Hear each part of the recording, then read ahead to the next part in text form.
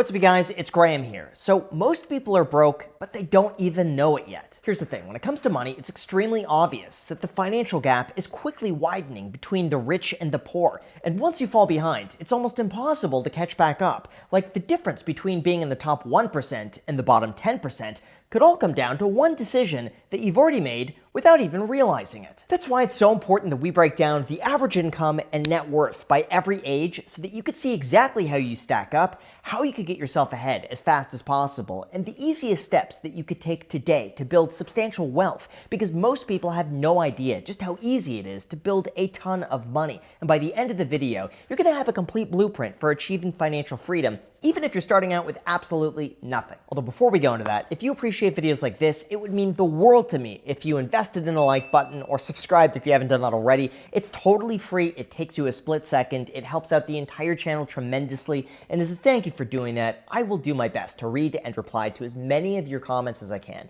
So thanks so much, and also a big thank you to Dropbox for sponsoring this video, but more on that later. All right, so to start, the first number we should talk about is net worth. This is calculated by adding up everything that you own of value, subtracting your debt, and everything that's left over is your net worth. So with that out of the way, I want you to think what the average net worth is of a 25-year-old. Seriously, just go ahead, think of a number. Got it? Well, that number is negative $23,704, meaning if you're watching this in your mid-20s and you have $0 to your name, then technically you are ahead of the average. Now, of course, in fairness, this number is skewed entirely by student loan debt, since young people are earning nothing to begin with and then take out an average of $38,000 worth of loans before earning a single penny. So these numbers do end up getting a bit better with age, but not by much. According to Empower Financial data, the median net worth of those in their 20s is just $7,638, again a reflection of those who take on enormous student loan debts while going to school, and the average is $113,000, which is likely pulled up by those closer to the age of 30 who have begun building their career. Oh, and speaking of those people, if you want to be within the top 1% of this category at 25 years old, this requires an income of $650,000 and a net worth of $350,000. That's why if you want to put yourself ahead and make sure you're set up financially throughout your 30s and 40s, I would recommend these 5 steps. First, go and apply for a credit card. The point of this is to begin building up your credit score as soon as possible, since 50% of your score is made up of your on-time payment history and how long you've opened your credit cards for. All of this is really just as simple as opening up a free, no annual fee credit card, putting a few small expenses on it every single month, and then paying it off in full by the time it's due. That's it. Second, you should also make sure to open up a Roth IRA. This is a retirement account that you can contribute up to $7,000 a year into, and then by the age of 59 and a half, all the profit you make within the account is completely tax-free. So if you're watching this right now and you haven't already done this, go and sign up for a Roth IRA as soon as possible. Pause the video for all I care. It'll take you 10 minutes to do, and your future self is going to thank you. After that, though, third, I'd highly recommend saving 20% of your income. Now, usually I'd recommend setting a more strict measurement here, like save 2 to 3 months worth of your expenses. But I think it's incredibly important at this age to start getting in the habit of building a good financial foundation. And if you could save 20% of your income here, it's going to be that much easier to continue this throughout your 30s and 40s, especially when the average Gen Z savings rate is just 3.4%. And fourth, just get yourself invested in the markets in one way or another. By doing this, you'll get the experience of investing on a small scale, and then over time, you could just replicate the strategies and put it on autopilot. In fact, if you want to make a ton of money investing, it's so simple that it's said that everything you'd ever need to know for life could be written on an index card. And if you're curious what that is, it's right here on the screen. Just pause the video. There you go. You're welcome. And finally, there's one last point I want to mention, and it's this. Now is the time to start thinking about how much money you need to save for retirement. I know this is not something that most people in their 20s want to think about, but you gotta trust me, the sooner you start, the easier it's going to be, and the more rich you're just gonna get. For example, if you want your money to give you $50,000 a year in income for life without you ever working, you could do that with $1,250,000 invested. If you start at the age of 20, you'd be able to do this entirely within a Roth IRA with just $419 a month. This is why it's so important to set good financial habits as soon as possible, because you're going to see significant net worth milestones in your 30s. This is where good financial habits, low debt, and strong savings starts to make a huge difference. For example, the median net worth of those in their 30s is $35,649. The average is $317,000. And if you want to be in the top 1% of this category, you would need to have a net worth anywhere from $956,000 to $4 million, depending on which bracket you fall in. Now, in terms of how much the average 35-year-old is earning, that amount was recently found to be $82,871 a year. The median salary is $61,500 a year. And if you want to make it to the top 1% of all 35-year-old earners, that'll take $400,000 a year. But then, of course, if you want to make it to the top 0.1%, you'll need an income of more than $2 million a year. The way I see it, this is really the point where you begin to notice that the choices and trajectory that you set in your 20s become very apparent by the time you hit your 30s. The prior decade really just builds the foundation, the skills you build, the risks you take, and the financial habits that you form that'll either give you a huge head start or leave you playing catch up. So in terms of the actionable steps that you could take throughout your 30s that give you the best chance possible at coming out ahead, here's what I recommend. Number 1, make sure to completely get rid of any bad debt. This means you've paid down your loans above a 7% interest rate, you don't have any credit card or personal loans, and besides maybe a mortgage, you don't have any other debt that's weighing you down. Second, you should also start to realize that the most valuable asset you have isn't necessarily money, it's time. This is why I find it so surprising when I see people wasting hours on things that barely move the needle, like digging through email threads, finding that one document you're looking for,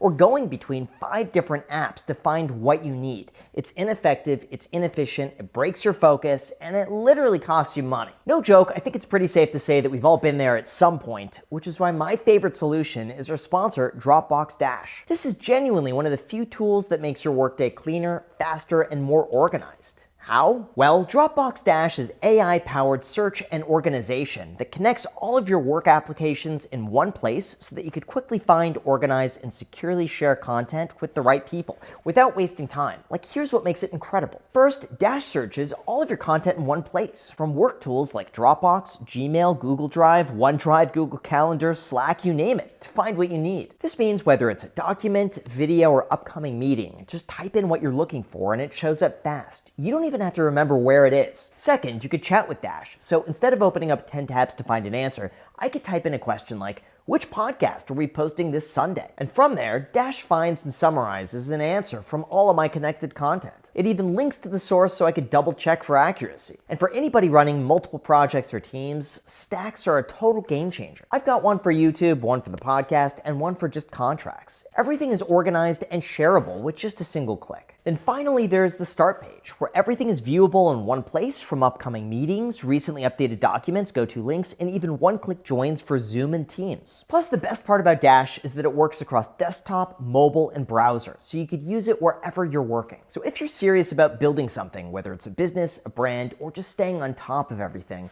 this is one of the best tools that you could add to your workflow. If you want to try Dash with your team today, my link is down below in the description. Thank you so much, Dropbox, for partnering with me on this, and now let's get back to the video. Alright, so in terms of the third goal to hit in your 30s, aim to have a credit score above 750. This is going to put you in the best chance possible at getting a low interest rate mortgage or getting approved for anything at the best possible rate. Fourth, keep a 3 to 6 month emergency fund at all times. Doing this is as simple as calculating how much money you spend every month on housing, food, insurance, car payments, and so on, and then saving up 3 to 6 months worth of those expenses just in case you need it. This will be your safety net to fall back on that'll give you the chance to pursue even bigger opportunities. Fifth, try to save at least 20% of your income. My personal approach when it comes to this is that anytime I make more money, I just pretend the extra money doesn't exist.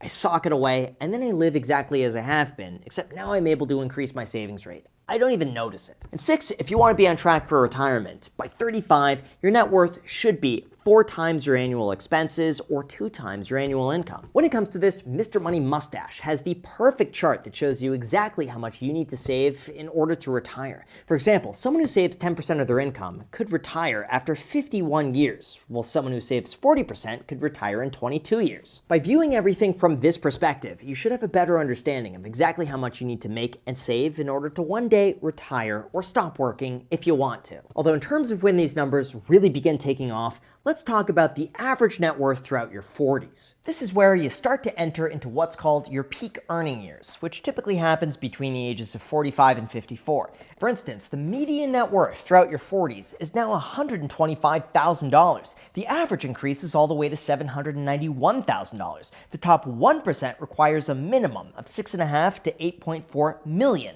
And if you want to reach the top 0.1%, in 2025, you would need $22,194,000. On top of that, in terms of how much the median 40-something makes, that amount is $60,000 a year. The average is $85,450. And again, if you want to make it to the top 1%, you could do so by making $400,000 a year, or $1,062,000 a year if you want to be within the top 0.1%. By the way, fun fact, I know we always hear talk about the top 1% or the top 0.1%, but where wealth really begins to take off is at the 0.01%. And to enter this level, you need a baseline wealth of $227 million or an income of $8.2 million a year. Anyway, coming back down to reality here, it really seems like one of the biggest drivers of wealth at this stage, according to the data, surprisingly, isn't so much your income, savings rate, or expenses, but instead whether or not you own a home. In this case, a 2023 survey found that 70% of US homeowners were 45 years or older, and overall they had a net worth that was 40 times higher than that of renters, at $225,000 versus $6,300.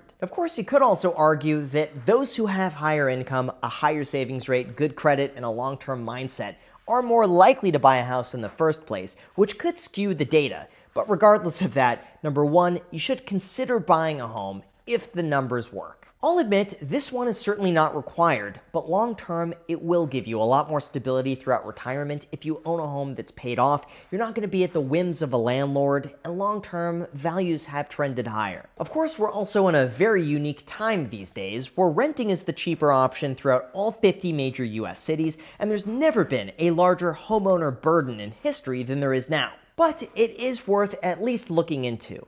Also, with second, maxing out all of your retirement accounts. This would include a Roth IRA at $7,000 a year, potentially a 401k at $23,500 a year, or an HSA at $4,300 a year. That way you could do your best to reduce your tax liability. After that, though, third, you should stick with a budget no matter what. Even though technically this is something that you should be doing at every age, it's especially important here because chances are, even though you're earning a lot of money, you're also probably spending a lot of money. That's why it's so important to still live below your means, think long term, and make sure whatever you're doing is sustainable. And fourth, if possible, make sure to have 5 to 7 times your annual spending invested. As an example of this, if you spent $50,000 a year, you're going to have $1,250,000 invested to cover your overhead. That's why in your 40s, this is the number that you should be focusing on, not necessarily your net worth, because once you hit a certain point, compound interest is hopefully going to take care of the rest. All of that leads us to, next, the average net worth of your 50s. At this point, we see a median net worth of $288,000, an average net worth of $1.4 million,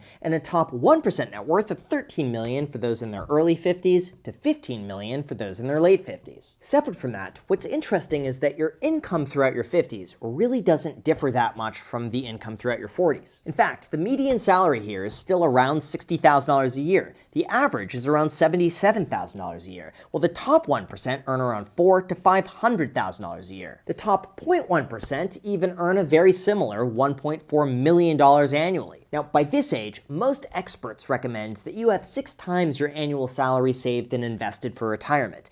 But if you were to follow this advice, you could actually be pretty far behind. Like, consider this. It was found that the average person spends about $58,000 a year in retirement, which works out to be about $4,800 a month. So with $2,000 a month coming in from Social Security, you'll need to make $2,800 a month to bridge the difference, assuming no health complications or unexpected life events. This means following the 4% rule, which says that you could spend 4% of your portfolio every single year without running out. You would need to have $845,000 invested in order to retire. This means in your 60s, you should first pay close attention and track your spending. This will give you the best understanding understanding in terms of how much you need, how much you could save, and what you would have to cut back on, if anything. This could also be the point where you consider moving to a cheaper location, or maybe start buying lottery tickets and hitting up your kids for money. And second, depending on your situation, you should also be about halfway through paying off a mortgage, if you have one. Hopefully once you do this, your expenses will go down tremendously, and then you'll have the peace of mind knowing that you're always going to have a roof over your head,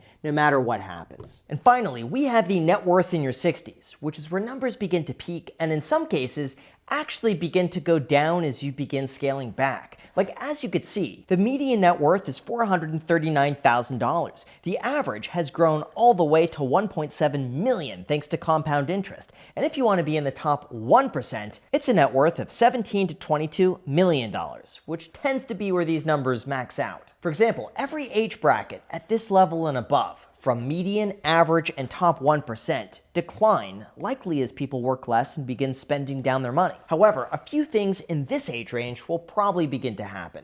First, you'll be able to pay off your mortgage in full. This will give you a paid-off asset that you could eventually sell off to an unassuming millennial for 10 times the price you paid, and then retire in Florida while enjoying your 0% state income tax. Second, spending actually begins to go down after the age of 65. Yes, this part's going to sound a bit depressing, but research has shown that worsening health associated with aging reduces the need or desire for some types of spending, such as trips and vacations. So at least the bright side is that, you'd be able to save a little more money if you haven't done that already. And finally, third, now is the time where you could begin withdrawing from your retirement accounts without any penalties. Remember, profits earned within a Roth IRA are completely tax-free after the age of 59 and a half, so all of that is yours to spend. You could also begin collecting Social Security in your late 60s and begin withdrawing from your 401k, giving you a lot of money left over to hopefully buy that McLaren 675 LT Spider that you've been eyeing.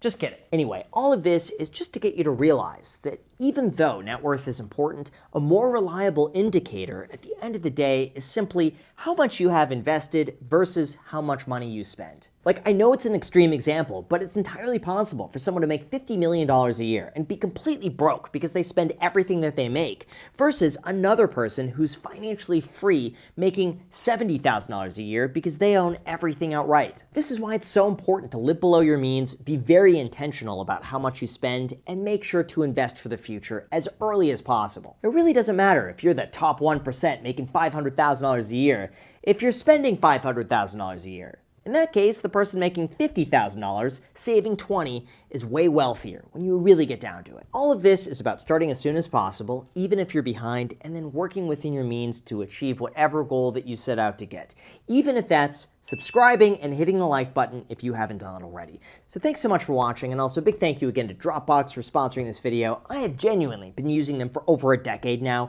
and so I'm stoked that they're sponsoring the video. The link is down below in the description to try them out. I'd highly recommend it. Thank you so much, and until next time.